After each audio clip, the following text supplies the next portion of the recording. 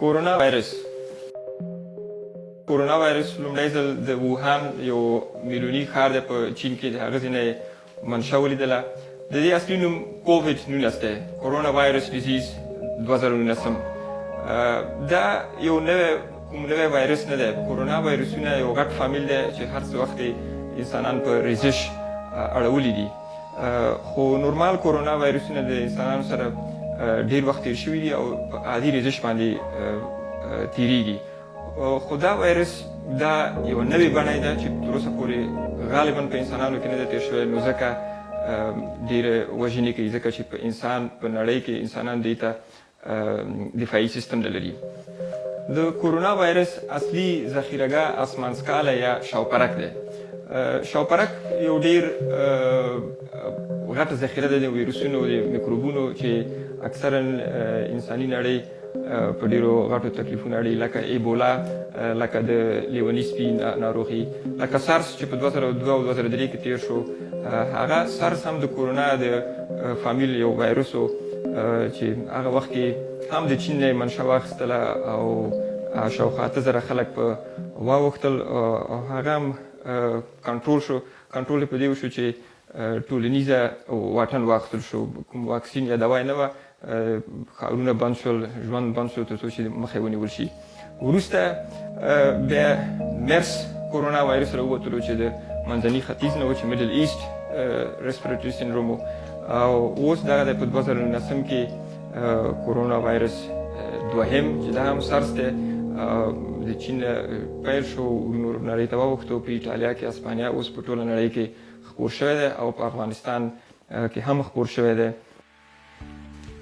د کورونا د وایرس د وژنې په هکله باید وویل شي چې تر اوسه پورې پوره فیصدي سره نشي ویلی، ځکه چې ډېر هیوادونه اوس مخ په ډېرېدو دی. هلته مخکې اټکل کېدو چې شاوخوا 2% کې 8 کسان وژل کېږي. اوس داسې معلومي چې دغه فیصدي، دغه سلنه لږ پورته شوې ده، د 3-4 سلنو په منځ کې ده.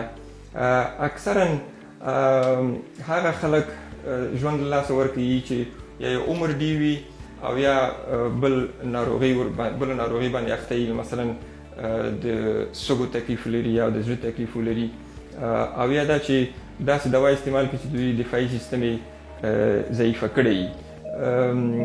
نو په د چین دغه د مرګ فیصدي د هر ملک، د هر هیواد په سطح تغییر کوي. د چین شاوخوا 3% دی، مثلا د ایران 4% کې دی. خو کوریا کې چې زښت خلک په اخته شوي وو هلته د 1% شاوخوا دی، او په ایټالیا کې د تمې خلاف زښت ډېر جګ دی، د 10% شاوخوا دی. د دې فرق د عادي ریزش یا زکام سره چې انفلوئنزا دی څه دی، اوسط د انفلوئنزا مرګ په کال کې 0.2 سلنه دی. نو دا که څه هم ریزش دی او اکثریت خلک د ریزش په شکل تیروي، خو د مرګ فیصدي د عادي ریزش نه ډېره لوړه ده. نو دا باید وویل شي چې 80% یا اضافه ترې خلک عادي زکام، عادي ریزش په شکل تیروي، خو هغه د 15-20% به ډېر کلک ناروغه کي چې کېدای شي چې امکان وي چې ضرورت وي چې په دوی په روغتون کې بستر شي. په دغه شلو کې بیا یوه برخه یې چې ما ویل چې هغه به ډېر عمر خاوندان یا بل تکلیف چې ولري، هغه به کېدای شي چې دوی د خپل ژوند له لاسه ورکړي. د کورونا وایرس نښې څه شی دي؟ د کورونا وایرس مهمې نښې تبه او وچ ټوخی دی. نور د دې په څنګ کې نور هر تنفسي تکلیف یا هر تنفسي علایم د کورونا وایرس علایم کېدای شي. نو دا باندې موږ باید پوه شو چې یوازې تبه باندې باید ونه غولېږو. هغه ډېر کسان، اکثریت کسان، حتی تر 80% پورې هغه څوک چې ډېر نه ناروغه کېږي، د عادي ریزش یا زکام علایم به لري. کېدای شي چې پوزه یې بنده وي یا پوزه یې روانه وي یا یوازې ستونی یې خوږېږي. حتی داسې هم کېدای شي چې بعضې خلک یوازې د خېټې تکلیف ولري، اسهال یا پیچش ولري او هېڅ تنفسي تکلیف ونه لري. نو یوازې تبه باندې باید ونه غولېږو. کېدای شي چې ډېر وګړي دغسې نور تکلیفونه لري چې کورونا یې که څه هم خوشبختانه دوی به تر ناروغه نه وي خو دوی کولی شي چې دغه ناروغي نورو کسانو ته خصوصا چې ضعیف صحت ولري هغوی ته واړوي او هغوی په مشکل واړوي. د کورونا تداوي مشکله ده او ډېرې تداوي امکانات ډېر کم دي. مهمه دا ده چې د کورونا مخنیوی وشي. د مخنیوي لارې چارې څه دي؟ لومړی دا ده چې باید لاسونه ډېر ومینځل شي. هغه ځلې چې د باندې نه بېرته راځئ نو لاس ومینځئ په صابون او په اوبو باندې. که د لاسو الکول درسره وي په هغه باندې کولی شي چې پاک کړئ. دوهم دا ده چې کاغذي دستمال استعمال شي. که پوزه پاکوئ په کاغذي دستمال او هغه کوشش وکړئ چې بیا ځلې استعمال نه کوئ. بله لاره د مخنیوي دا ده که ټوخی یا پرنجی کوئ نو تاسو په څنګل کې وټوخیږئ. د هدف دا دی چې څوک چې ټوخیږي یا پرنجی کوي نو د دې سره د سږو د خولې نه ډېر ذرې راوځي، مایعاتو ذرې چې په دې کې ویروسونه دي او دا بیا په هوا کې پاتې کېږي او نور خلک یې تنفس کوی شي، دې نه بل څوک هم په کورونا اوښتی شي. نو په څنګل کې که څوک وټوخیږي نو دغه ذرې ټولې په څنګل کې نښلي او په هوا کې خپرې کېږي نه او د دې مخنیوی کېږي. آخري ډېر مهم کار دا دی چې یو بل ته لاس ورنکړو. که څه هم زموږ کلتور او رواج دی چې یو بل ته لاس او غېږ ورکړو، خو د راتلونکو اونیو میاشتو دپاره د کورونا د مخنیوي دپاره به دا بهتر وي چې یو بل ته لاس ورنکړو. د مخنیوي یو بله حل لاره دا ده چې باید مخته لاس وینیسو، ځکه ویروسونه خلک چې ټوخېدلي دي میکروب شاوخوا کېدای شي خپوري. نو که تاسو په لاس باندې یو شی رااخلئ یا مثلا دروازه خلاصوئ، هلته کېدای شي چې وایرس لا ژوندی پاتې کېږي څو ساعته. نو هغه تاسو چې بیا هغې نه بعد لاس پوزې یا خولې یا سترګو ته ویسئ، دغه درې مهم ځایونه دي چې کوم خوانه ویروس بدن ته ننوځي. بله مهمه لاره دا ده که څوک ناروغه وي نو بهتره ده چې کور کې پاتې شي، کور کې ځان قرنطین کې حتی او د دې وتلو نه ډډه وکړي، نو په دې باندې وایرس خپرېدل مخه نیول کېږي. نو که تاسو که شک کوئ چې کورونا لرئ هم د وارخطایي ضرورت نشته.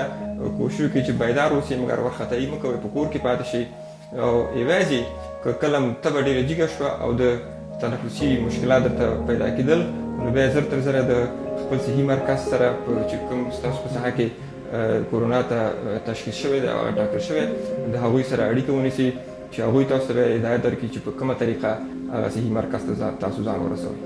د کورونا د مخنیوي لپاره دا هم ضروري ده چې غټې غونډې یا اجتماعګانې د دې نه مخنیوی وشي. که امکان لري نو کور نه کار وکړئ. ښوونځي په اکثریت هیوادونو کې لکه څنګه په افغانستان کې هم رخصت شوي دي. دلته باید ووایم چې که څه هم کوچنیان د کورونا نه ډېر کم ناروغه کېږي، دا هم د یو پلټنو موضوع ده چې په دې باندې تر اوسه پوره معلومات نشته چې ولې کوچنیان د کورونا نه ډېر نه ناروغه کېږي. ځکه نورمال زکام ریزش نه کوچنیان ډېر ناروغه کېږي، خو کورونا دوی ډېر عادي ریزش یا حتی بې علایمو تېرېږي، خو دوی به غټانو ته ورکولی شي او هغوی ته ناروغه کېدی شي. که د باندې ځئ نو کوشش وکړئ چې ټولنیز واټن وساتئ، کم تر کمه 1 متر، که امکان وي لا 2 متره. نو که څوک ټوخېږي د ټوخي هغه وریځ چې جوړېږي هغه به ډېره چې ډېر شي 1 متر 1.5 متر پورې خپرېږي. نو که تاسو 2 متره ودرېږئ نو انشاءالله چې تاسو به په امان کې پاتې شئ. د کورونا د وایرس د مخنیوي لپاره ماسک د خولې ماسک ګټه کوي که نه؟ زما په نظر دا ګټه نه کوي. تاسو کولی شئ دغه معلومات د WHO په ویب سایټ کې هم پیدا کړئ.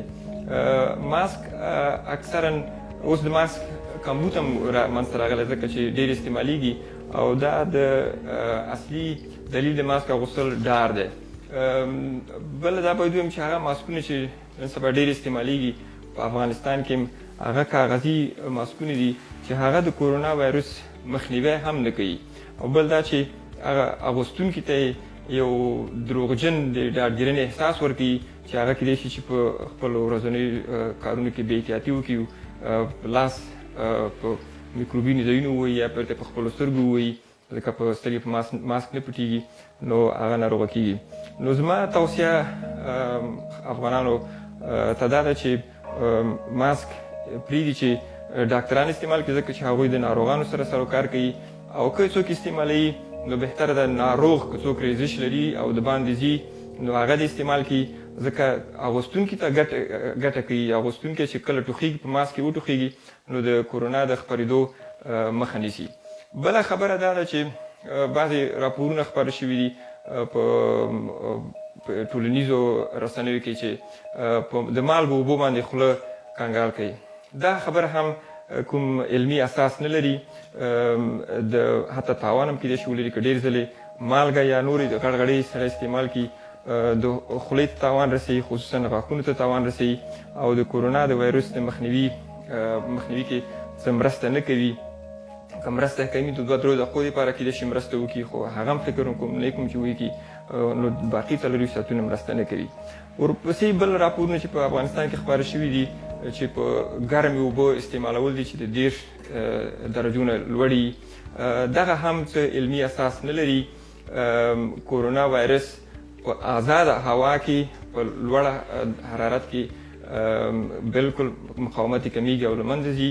نو ځکه هوا ګرمه شي د 10 درجو نه پورته د کورونا د پرمختګ یا د خپراوي کې به ګټه وکړي، خو د بدن په داخل کې زموږ خپله د بدن درجه حرارت چې د 4 درجو نه پورته ده نو هغې ته د ګرمو اوبو ضرورت نشته دی.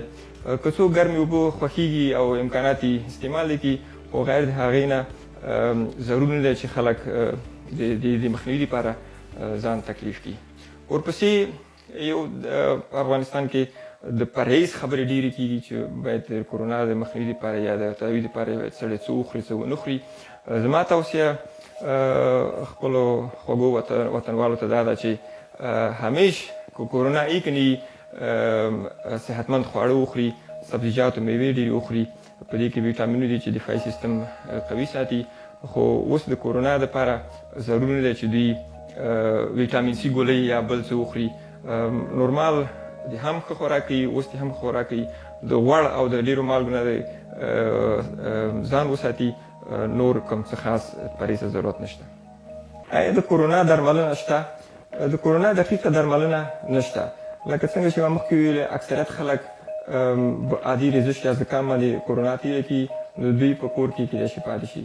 هغه ناروغان چې په روغتون کې باید بستر شي د هغوی درملنه هم د کورونا مستقیمه درملنه نه ده. هغوی ته که د اکسیجن ضرورت وي اکسیجن به ورکول کېږي او که فشار یې ولوړېږي د فشار د لوړولو دوا به ورته ورکول کېږي تر څو چې هغوی بدن خپله کورونا تصفیه کړي. خو په چین کې او د نورو نړۍ نور هېوادونو په مرسته اوس پلټنې روانې دي او پلټنې ډېر تمرکز په 2 دواګانو کوي چې یو کلوروکین دی چې هغه ډېره زړه د ملاریا دوا ده او یو ریمډیسیویر دی چې دا د ایبولا دپاره جوړه شوې وه او اوس داسې نښانې شته چې هغه د کورونا درمل هم کولی شي چې وکړي. خو اوس زما توصیه خلکو ته دا ده چې کورونا ولري یا د کورونا شک ولري په خپل سر کلوروکین استعمال نه کړي ځکه چې تر اوسه پورې دغه نتایج فاینل شوي نه دي، قطعي شوي نه دي. نو که دا کېږي د WHO یا نور ارګانونه به دا اعلان کړي بیا به دا ډاکټران دا کار وکړي. ورپسې د واکسین خبره ده. آیا د کورونا واکسین شته یا مخ په راتلو دی؟ دې کې هم ډېرې ګړندې هڅې روانې دي. د امریکا یو غټ انسټیټیوټ نیشنل انسټیټیوټ اف هیلث د دوا د کمپنیو سره په شریکه سره کار کوي. ډېر پرمختللي تخنیکونه استعمالوي چې واکسین جوړ کړي. د دوی کارونه ډېر ښه او ګړندي روان دي. داسې اټکل کېږي چې د مۍ په میاشت کې دوی د واکسین کارونه ختم کړي. خو دا چې بیا دا تولید اوړي او فابریکې دا جوړوي او بیا په نړۍ کې ویشل کېږي دې کې هم میاشتې لګېږي.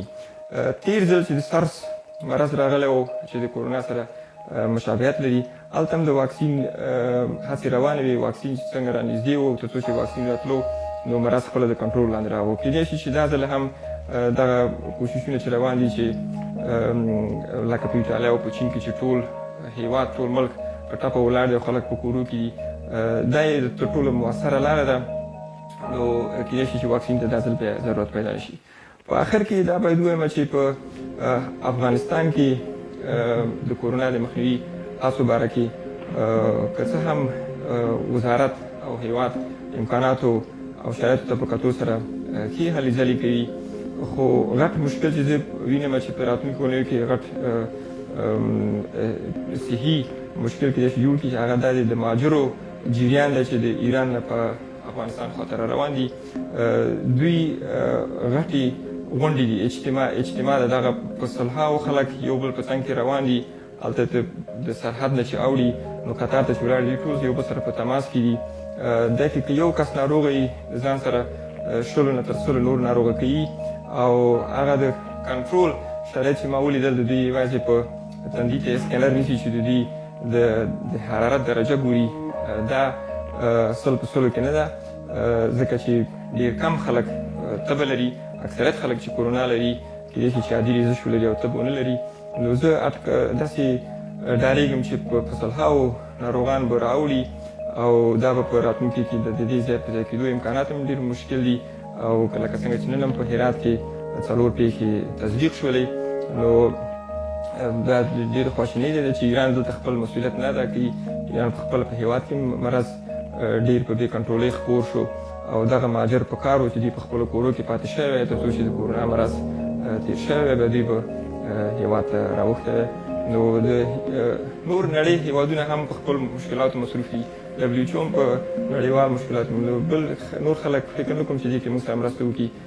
د افغانستان د هېواد د وزارت د مهاجرو د وزارت نه زما هیله دا ده چې د ایران سره کلکې اړیکې ونیسي او دغه جریان د مهاجرو سره روان دی دا اوس باید ودرېږي تر څو چې دا مرض تېر شي بیا به خلک خپل هېواد ته راوګرځي.